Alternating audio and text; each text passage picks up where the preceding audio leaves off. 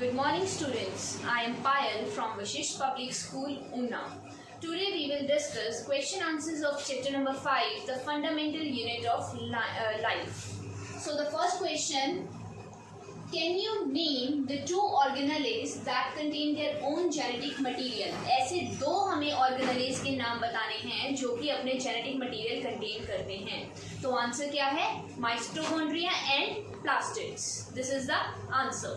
Second question, if the organization of the cell is destroyed, what will happen? अगर एक cell की organisation destroy होगी, चाहे किसी फिजिकल या किसी केमिकल के थ्रू, तब क्या होगा? सेल को क्या होगा? ऑब्वियसली तुम्हें पता है सेल के बाहर एक प्लाज्मा मेम्ब्रेन है. सपोज प्लाज्मा मेम्ब्रेन हमारी डिस्ट्रॉय हो गई, फिर क्या होगा? कोई भी चीज सेल के अंदर अपने आप आ जाएगी और कोई भी चीज बाहर चली जाएगी. तो इससे क्या होगा? हमारे सेल को खतरा है, सेल हमारा डिस्ट्रॉय हो जाएगा. या फिर अगर सेल का कोई ऑर्गेनले हमारा खराब हो गया, तब क्या होगा?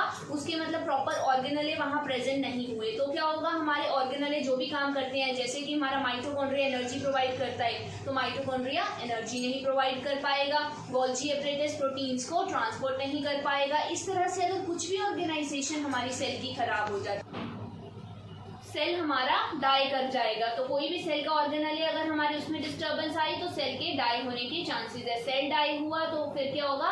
कोई भी यूनिसेलुलर ऑर्गेनिज्म में तो वर्क नहीं कर पाएगा, मल्टीसेलुलर ऑर्गेनिज्म में मल्टीपल प्रॉब्लम्स आ जाएंगी.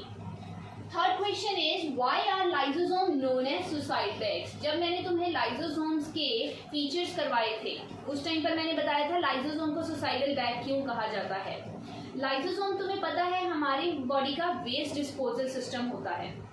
अगर हमारे लाइसोसोम जो होते हैं, जब भी हमारे सेल में कोई इमरजेंसी की सिचुएशन आती है, सेल में कोई बैक्टीरिया एंटर कर गया या सेल डिस्ट्रॉय होने के चांसेस हो रहे हैं, तब क्या होता है? हमारा हमारा लाइसोसोम जो होता है उसके अंदर बहुत सारे एंजाइम्स प्रेजेंट होते हैं. वो एकदम से बर्स्ट आउट करता है और उसके सारे एंजाइम्स फॉरेन मटेरियल को डाइजेस्ट आउट कर देते हैं. और कुछ केसेस में क्या होता है? सेल जो है अपने ही कंटेंट्स को टेकअप कर लेता है, जिसकी वजह से सेल को सुसाइडल बैग कहा जाता है. Fourth question is where are protein synthesise? Proteins कहाँ पर सिंथेसाइज होते हैं? तो इसका आंसर तुम दोगे on ribosomes in RER. Ribosomes के ऊपर, और वो राइबोसोम्स कहाँ प्रेजेंट है? रफ एंडोप्लाज्मिक रेटिकुलम में. तो ये जो चारों क्वेश्चन हमने डिस्कस किए, ये तुम्हारी बुक के पेज नंबर 65 के क्वेश्चंस हैं. ये सारे क्वेश्चंस तुमने अपनी नोटबुक के ऊपर राइट डाउन कर लेने हैं और इनके आंसर्स प्रॉपर्ली लिखने हैं वहां पर. Now we will discuss exercise questions. So the first question is comparison between plant cell and animal cell. Plant cell और animal cell में तुम्हें comparison करना है.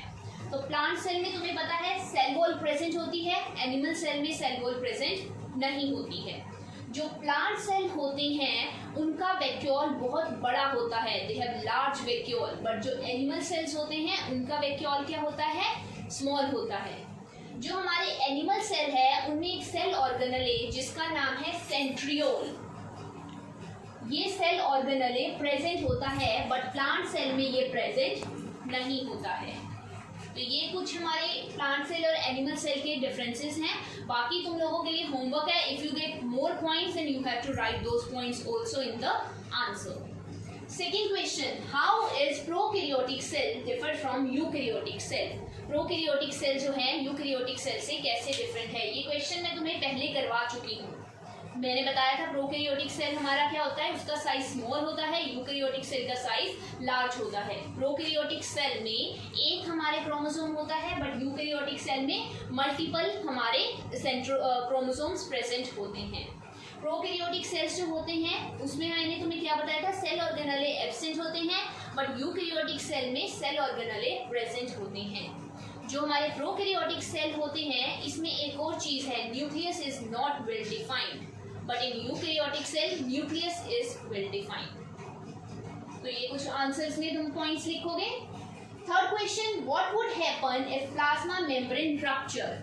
अगर प्लाज्मा मेम्ब्रेन ब्रेक डाउन हो जाए उसका या रप्चर हो जाए तो क्या होगा? तो ये अभी मैं थोड़ी देर पहले तुम्हें बताकर हटी हूँ कि जब कभी भी हमारी प्लाज्मा मेम्ब्रेन रप्चर हो जाए तो क्या होता है, हमारा कोई भी चीज सेल के अंदर आ सकती है। प्लाज्मा मेम्ब्रेन जो है एक बैरियर की तरह एक्ट करती है। अब अगर प्लाज्मा मेम्ब्रेन ही नहीं होगी तो कोई भी चीज सेल के अंदर आ जाएगी और कुछ भी सेल से बाहर चले जाएगा। वेस्ट मटेरियल का एग्जिट जो है वो प्रॉपर्ली नहीं हो पाएगा और मेन जो चीज हमें सेल में चाहिए वो अंदर एंटर, मतलब ऐसा कुछ भी एंटर करता जाएगा, cell will get destroyed. So the fourth question, what would happen to the life of a cell if there is no Golgi apparatus? अगर कोई भी Golgi apparatus सेल में नहीं होगा तो क्या होगा? तो तुम्हें पता है Golgi apparatus का फंक्शन क्या होता है? जो ER के अंदर प्रोटीन्स हमारे बने उन प्रोटीन्स को Golgi apparatus ट्रांसपोर्ट करता है। उसमें ट्रांसपोर्ट करने से पहले कुछ मॉडिफिकेशंस करता है, साथ के साथ हमारी सिंपल शुगर्स को कॉम्प्लेक्स शुगर्स में कन्वर्ट करता है। इसके अलावा हमारे सेल से टॉक्सिक मटेरियल को रिमूव करने का काम करता है। अब अगर Golgi apparatus हमारे पास नहीं हुआ तो ये जितने भी मैंने तुम्हें काम बताए Golgi apparatus करता है वो कोई भी काम हमारे नहीं हो पाएंगे। प्रोटीन्स का ट्रांसपोर्ट नहीं हो पाएगा, टॉक्सिक मटेरियल का अकोमुलेशन हो जाएगा और वो बॉडी से बाहर नहीं निकल पाएंगे। So this will happen if there will be no Golgi apparatus. Next question, question number 5. Which organelle is known as the powerhouse of the cell and why? Question है कि किस organelle को power house बोला जाता है एक cell का और क्यों? तो तुम लोगों को सभी पता है हमारा power house of the cell क्या है? माइटोकॉन्ड्रिया। माइटोकॉन्ड्रिया जो है उसको power house of the cell कहा जाता है। क्यों कहा जाता है? मैंने तुम्हें जब इसके फीचर्स लिखवाए थे उसमें बताया था मैंने, क्योंकि ये सेल को एनर्जी प्रोवाइड करता है। It provides energy to the cell in the form of ATP. ATP की फॉर्म में सेल को एनर्जी प्रोवाइड करता है। एटीपी क्या है? हमारी एनर्जी करेंसी है। तो इस वजह से इसको पावर हाउस कहा जाता है। सेल को जितनी एनर्जी चाहिए वो हमारा माइटोकॉन्ड्रिया प्रोवाइड करेगा, सो पावर हाउस। और क्यों? क्योंकि एटीपी की फॉर्म में एनर्जी प्रोवाइड करता है। Next question, where do lipids and proteins constituting a cell membrane get synthesised? हमारे लिपिड्स और प्रोटीन जो एक सेल मेम्ब्रेन को बनाते हैं वो कहाँ पर बनते हैं? Where do they get synthesised? तो जब मैंने तुम्हें एंडोप्लाज्मिक रेटिकुलम करवाया था उस टाइम पे मैंने क्या बोला था? हमारे प्रोटीन्स जो होते हैं उनको rough RER rough endoplasmic reticulum के अंदर राइबोसोम्स के ऊपर हमारे प्रोटीन्स बनते हैं और हमारे लिपिड्स कहाँ बनते हैं? SER smooth endoplasmic reticulum. तो तुम आंसर कैसे लिखोगे? Lipids and protein constituting a cell membrane get synthesised in endoplasmic reticulum. Lipids, फिर लिखोगे lipids it get synthesised in SER, proteins synthesised in RER on ribosomes. This is how you will write the answer.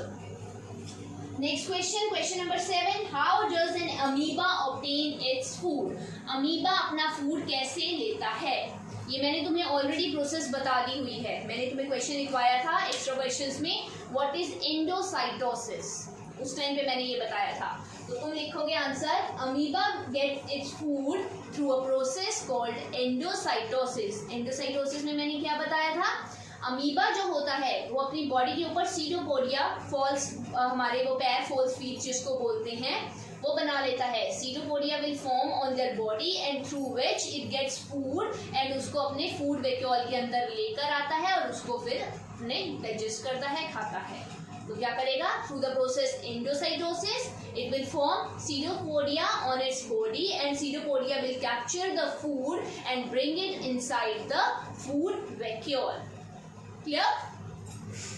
Last question, what is osmosis? Osmosis क्या होती है? सो तुम सभी को पता है ये तो, it is a process by which water get enters into the cell from high concentration to the low concentration through semi-permeable membrane. जरूरी नहीं है water you have to specify, you can just write it is a process by which कोई भी चीज, anything, any substance get inside the cell from high concentration to low concentration through semi-permeable membrane. For example, water. इस तरह से तुम question करोगे। Last question exercise का है हमारा 9th क्वेश्चन, जो एक एक्टिविटी बेस्ड क्वेश्चन है।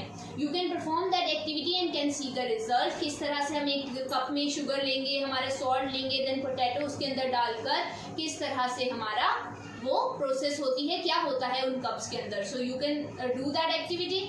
यहाँ पर हमारे सारे क्वेश्चन इस चैप्टर के फिनिश होते हैं और यहाँ पर ये चैप्टर हमारा फिनिश होता है। So this was all about chapter number 5, the fundamental unit of life. I hope तुम लोगों को ये सारा चैप्टर क्लियर हो गया हो।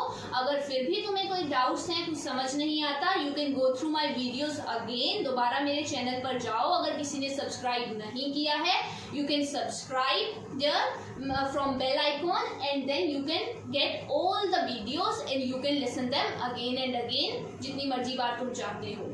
ठीक है, और फिर भी कोई डाउट्स होता है तो you can call me, contact me any time. So thank you.